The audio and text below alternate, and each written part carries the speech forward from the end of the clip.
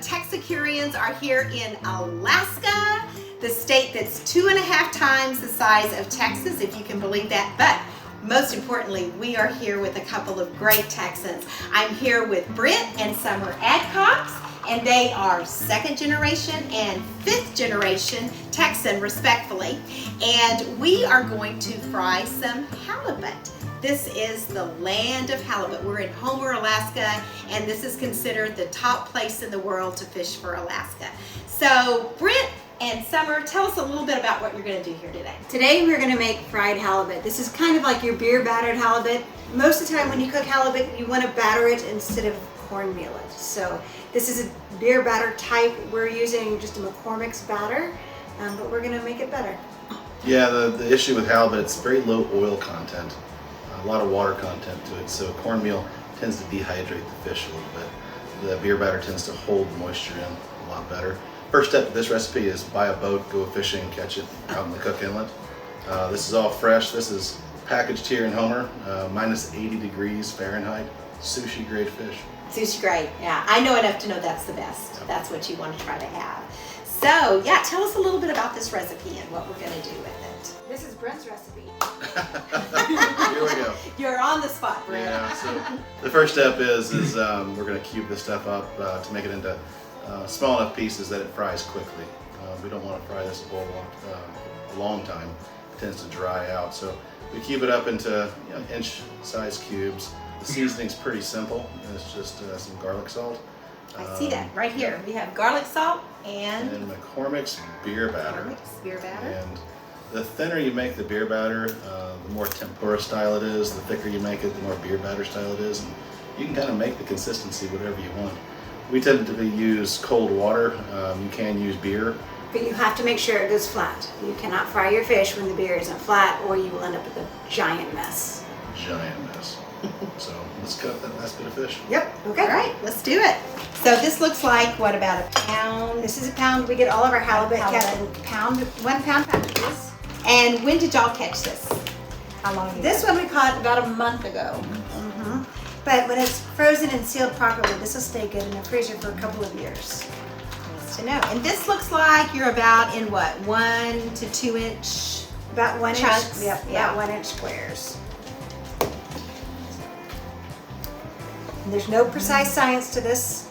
And you've just let this thaw, right? It's been in your freezer and you just let this thaw. So this is best pretty if you can let it much thaw in your fridge. it's still really cool to It the is, touch. yep, cool to the touch. You can let it thaw in the fridge, or you can set it out on the counter. Either way is okay, as long as you make sure it's not there for too long.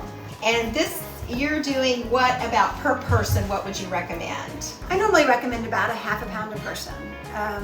There are some people who eat less, some people are going to eat more. A half pound is normally, you might have a little bit of leftover, but there'll be enough for everybody to enjoy. And this is actually, sounds odd, it's really good cold. So leftover halibut still works. So you could throw it on a salad, you have it for lunch the next day. You can take it for lunch, you can eat it. We've sent people home in the airplane with it before, and it's made a nice snack. So maybe some's coming home with us? it could, absolutely. All right, once we're all cubed up, the next step is to season it with the garlic salt, fairly generously. So of course, halibut's not something that you're going to find in Texas, but it's so easily attainable, and HEB and Central Market are both really good at culling any kind of fish that's not a good fish and just being left with a really top fish. So it may be second best to be a Texan and be getting halibut, but it does work. Yeah, dump it in. Yep, dump it on in. Perfect. You're picking a cloud here.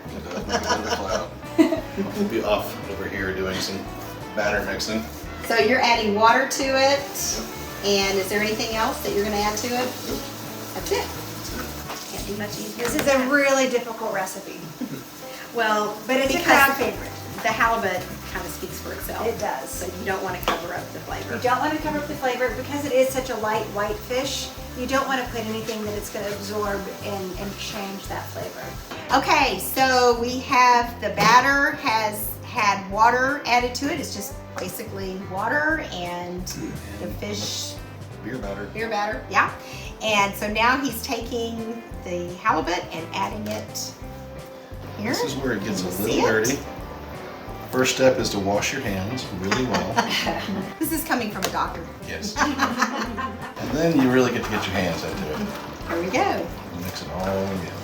And I'm going to take a second while he's mixing this just to point out their aprons, because Brent is from Fredericksburg and Summer is from New Braunfels, and here they are representing their German heritage. That's right. All right, that's ready to go. All right, Just waiting on the Here oil we go. temperature. so we're waiting for the oil to get to what temperature? 350. 350. Okay, When it gets to 350, we'll start frying.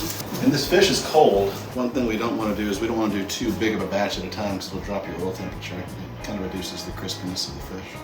Okay. Small batches. Small batches. Okay, we're now at 350, so it's time to start frying. So you're just gonna take your halibut and place it in the oil in small batches.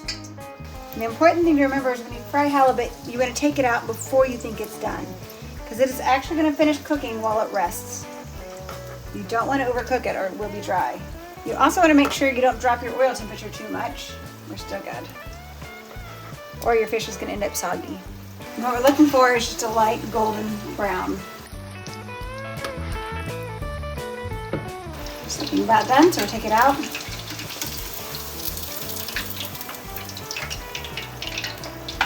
And start the next batch and continue on until we get through all of our fish. If you put it in bigger batches, you're gonna have to work kind of breaking it up because it will stick together. Also, I recommend using peanut oil to fry in. It has a higher burn temperature, so you don't end up burning your oil as fast. If you were to use some other oils, your flavor doesn't tend to be as good and they tend to burn. And repeat until it's all over. See how it's going. Is it all right? That's perfect. Good job, babe. Thanks for all your help. Quick, easy way to feed a lot of hungry Texans.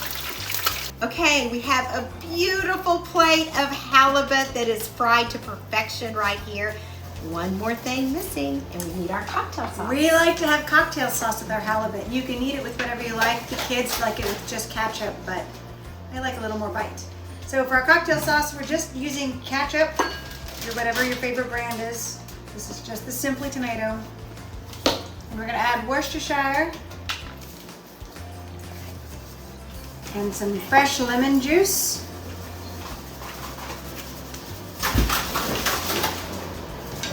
And I know I had bought cocktail sauce from the grocery store, already bottled, and it doesn't compare with homemade. It just doesn't. There's just something about a homemade cocktail sauce that has so much more body to it. It's got a lot more flavor.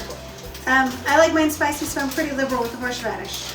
And then you're just gonna mix it up until it tastes right. And when you get that nice consistency, then you find someone to taste test it for you.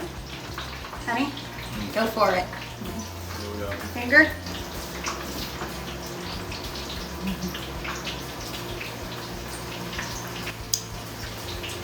Perfect.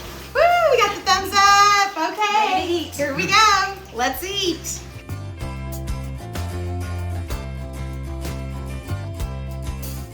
This has been so much fun. I've so enjoyed having Brent and Summer share all of their 11 years of knowledge of living here in Alaska, but they are Texans at heart. Thank y'all so much for what you've done and what you've shown us, and now you are Texicurians. Thank you. So